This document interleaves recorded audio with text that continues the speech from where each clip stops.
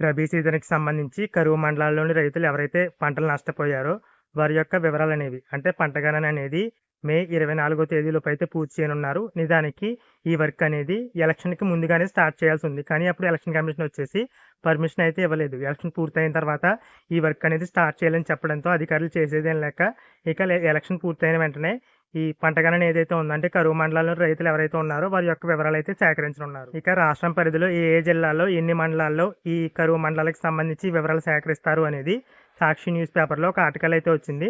అక్కడ జిల్లా పేరు అలాగే మండలాల సంఖ్య అయితే ఇచ్చారు కానీ మండలాల పేర్లు అయితే ఇవ్వలేదు. ఆ జిల్లా పరిధిలో అన్ని మండలాల్లో మాత్రమే ఈ కరువు సహాయం అయితే అందిస్తారు. అంటే మీరు 33% కంటే ఎక్కువగా ఆ మండలాల్లో కరువు వల్ల పంట నష్టపోయినట్లయితే మీ యొక్క వివరాలు అనేవి అధికారులు అయితే తీసుకోవడం జరుగుతుంది. కరువు మండలాల్లో పంట నష్టపోయిన రైతుల యొక్క వివరాలు మే 24వ తేదీలోపు నమోదు చేసి 25, 26, 27 ఈ 3 రోజుల్లో కూడా రైతు భరోసా కేంద్రాల్లో లిస్ట్ అయితే డిస్ప్లే చేస్తారు.